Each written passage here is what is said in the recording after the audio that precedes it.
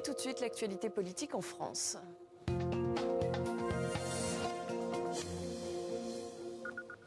Et nous sommes aujourd'hui avec Perrine Tarnot, directrice de l'information à Public Sénat. Bonsoir. Bonsoir. Et Elisabeth Pinault, correspondante Reuters à Matignon et à l'Élysée. Ravie de vous retrouver toutes les deux sur le plateau de TV5 Monde. Alors on va commencer par ou plutôt votre image de la semaine, puisque vous avez toutes les deux choisi Robert Badinter.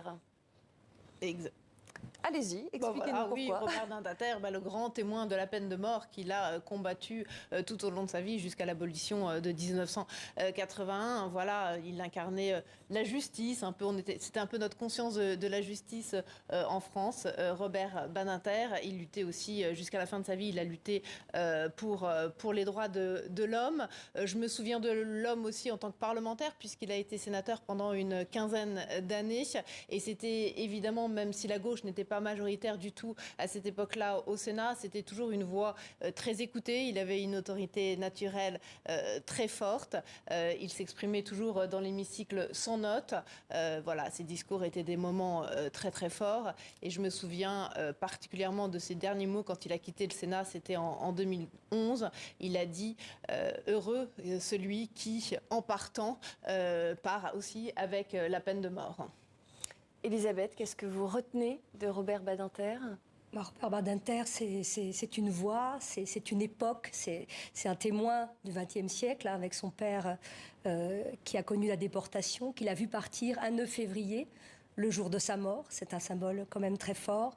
C'est évidemment une référence pour toute la classe politique, pour tous les Français, de toutes les générations. Je crois que même...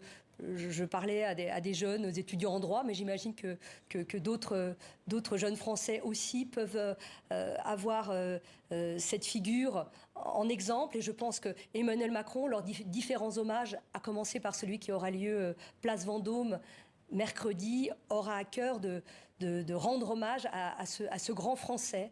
Je pense que c'est vraiment... un des derniers géants. Je pense qu'il y a vraiment une émotion nationale autour de cette figure qui n'est pas feinte, parce que je pense qu'il transfigurait et qu'elle concerne tous les Français d'une façon ou d'une autre.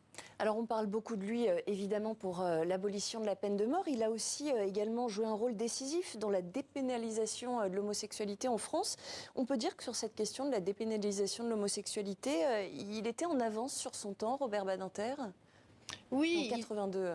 Oui, c'était en 82, il était en avance, et encore une fois, c'était l'injustice qui le tenaillait et contre laquelle il luttait. C'était vraiment un homme de conscience, de conviction très très forte, qu'il n'abandonnait jamais et pour lesquels il s'est vraiment battu de façon inlassable. On parlait aussi effectivement de l'antisémitisme. Elisabeth vient de rappeler effectivement qu'il est mort le jour où son père avait été raflé à Lyon, c'était le 9 février 1943, et il voyait de façon assez effrayée dans les dernières interviews qu'on a été réalisées avec lui à son domicile, parce qu'il sortait plus beaucoup.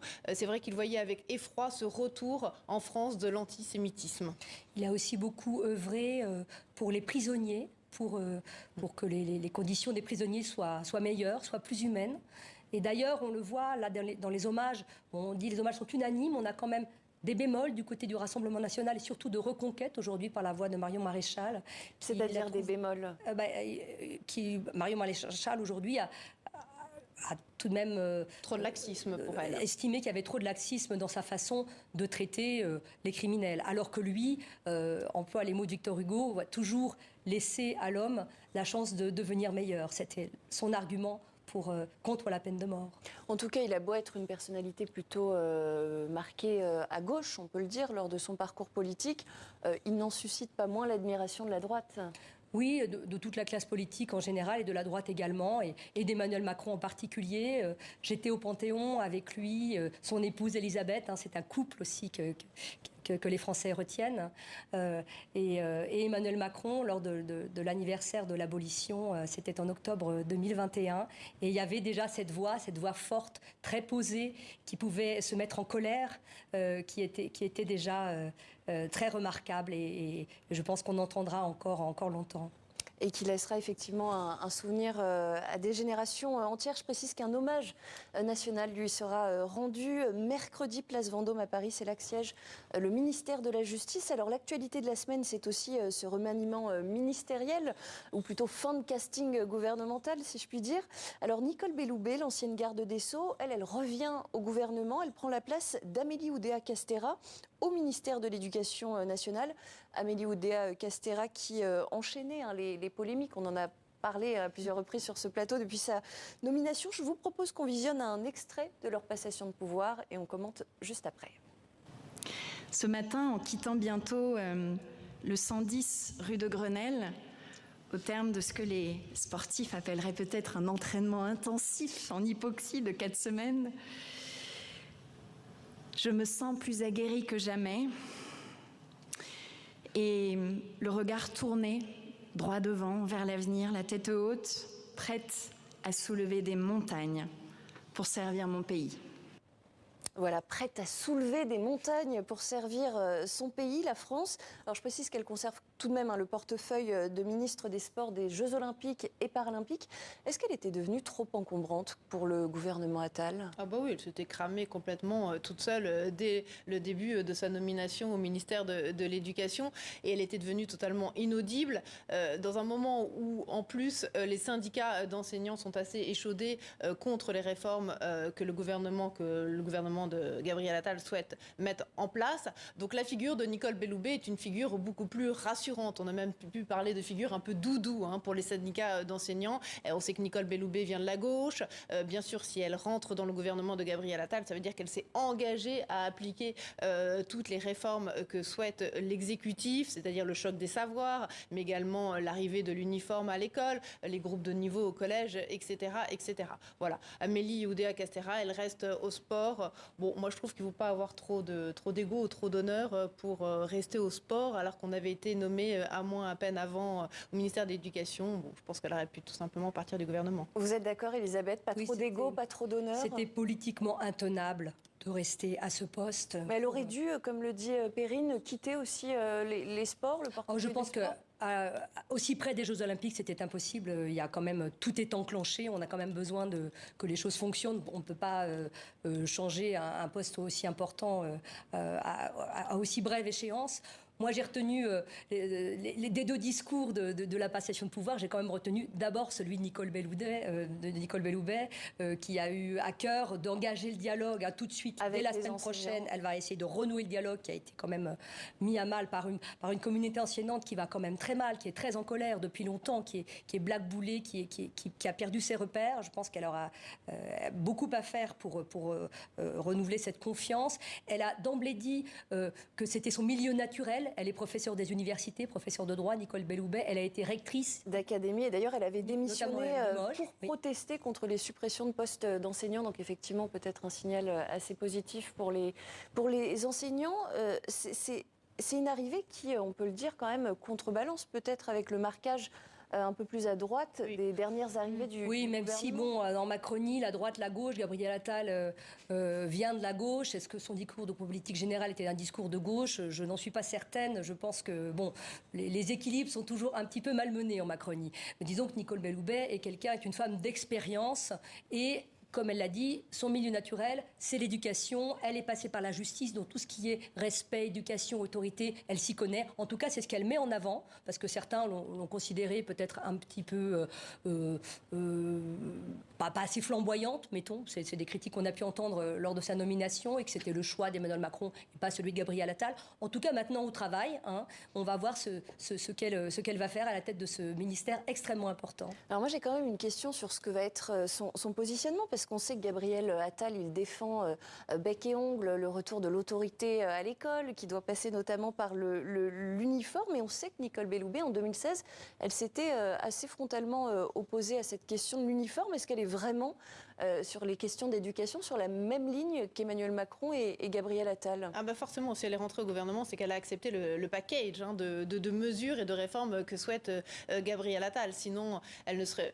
au vu de ce qui s'est passé déjà avec Amélie Oudéa-Castéra et au vu du nombre de ministres différents qui ont défilé à l'éducation nationale depuis le premier quinquennat d'Emmanuel Macron, je pense qu'on ne peut pas prendre le risque aujourd'hui de fragiliser encore plus l'éducation nationale. Donc elle a forcément accepté l'ensemble de ces mesures qu'elle va devoir mettre en œuvre, et qu'elle va devoir appliquer. Et on a vécu cette semaine aussi le psychodrame autour de François Bayrou. Et on sait que François Bayrou, notamment, s'il avait été nommé à ce poste de ministre de l'Éducation nationale, il n'acceptait pas, lui, de mettre en œuvre l'ensemble des réformes souhaitées, parce qu'il n'est pas tout à fait en phase avec, par exemple, les groupes de niveau au collège ou le choc des savoirs. Donc s'il n'a pas été pris et nommé au ministère de l'Éducation nationale, c'est notamment parce qu'il n'était pas d'accord avec l'ensemble de ces réformes-là. Donc Nicole Belloubet, c'est sûr, elle va forcément appliquer tout ça. Et justement, pour revenir sur la non-entrée de François Bayrou au sein du gouvernement, c'était un choix d'Emmanuel Macron et de Gabriel Attal ou de François Bayrou? Parce que c'est vrai qu'on a pu lire un petit peu les deux dans la presse. Qu'est-ce qui s'est joué en coulisses? Bon, déjà, cette question a retardé la nomination du reste du gouvernement. Donc il y a quand même eu une petite crise, c'est pas une grande crise parce qu'il n'entre pas dans l'opposition, ces 51 députés restent dans la majorité, il y a des ministres MoDem au gouvernement, mais en tout cas, voilà, François Bayrou est quand même une figure importante, comme peuvent l'être Bruno Le Maire, Gérald Darmanin. Ça aurait été encore un poids lourd. Il avait ses exigences, il souhaitait le ministère de l'Éducation, il voulait être numéro 2 du gouvernement. Et visiblement, les négociations ont été difficiles et finalement on lui a proposé les armées, il a refusé et puis il a lâché l'affaire. Donc il y a eu une espèce de tangage, mais bon, on sait que François Bayrou a largement aidé Emmanuel Macron en 2017, mais peut-être pas autant en 2022. En tout cas, le temps a passé.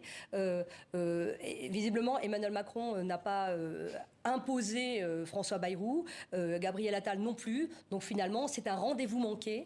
Et maintenant, la vie continue. On va voir quelle sera l'attitude désormais de François Bayrou au sein de la majorité, parce qu'il est quand même de toutes les réunions à l'Élysée, et encore comme chef, comme président du MoDem. On verra si maintenant il est un petit peu comme un caillou dans la chaussure au niveau de la présidence. Macron. On verra, affaire à suivre. En tout cas, l'équipe gouvernementale est maintenant au complet. C'est vrai que ça faisait plusieurs semaines qu'on l'attendait. Gabriel Attal a détaillé justement dans le Parisien hier un calendrier de son calendrier de mesures qui reprend globalement les annonces qu'il avait fait lors de son discours de politique générale. Alors il annonce qu'il n'y aura aucun temps mort dans les réformes qui vont être engagées. C'est vrai que depuis sa nomination à Gabriel Attal, on a l'impression d'assister à une avalanche d'annonces, de mesures. Oui, c'est un peu contradictoire, j'ai envie de dire, parce qu'effectivement Gabriel Attal nous avait dit dès le début de l'action, puis pouf, il a fallu attendre un mois avant d'avoir un gouvernement au complet. Donc on alterne entre une volonté sémantique, j'ai envie de dire verbale, et puis des temps morts réels, un mois pour avoir un gouvernement. Donc il n'y aura aucun temps mort, dit Gabriel Attal, effectivement, à la une du Parisien ce week-end. Il y a tout un ensemble de catalogues de mesures, mais je trouve qu'il n'y a pas de récit. On ne sait pas très bien à quoi se raccrocher. En fait, il n'y a pas une mesure plus saillante qu'une autre. Il y a plein de petites mesures qui sont certes intéressantes, qui vont s'échelonner. Il détaille tout ça jusqu'à décembre quasiment prochain, mais il n'y a rien vraiment que les gens puissent, à mon avis, retenir. Et dans le même temps, aujourd'hui, on a Gérald Darmanin, vous en avez parlé tout à l'heure, qui va à Mayotte et qui fait une annonce importante que cette fois-ci, là, on retient tout de suite, c'est-à-dire il n'y aura plus de droit du sol à Mayotte, il va falloir faire une réforme de la Constitution,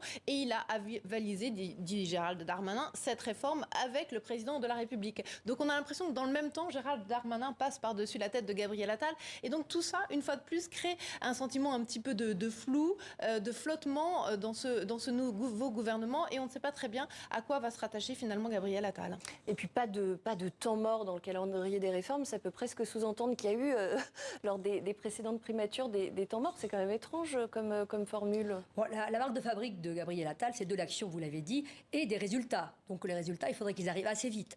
Gabriel Attal, il parle à la France qui doute, à la France qui travaille, c'est-à-dire la France qui vote en grande partie pour le Rassemblement national.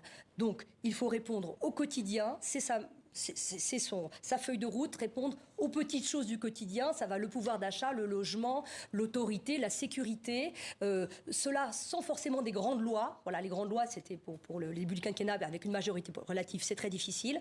Donc, il veut répondre concrètement au quotidien des Français. C'est son défi.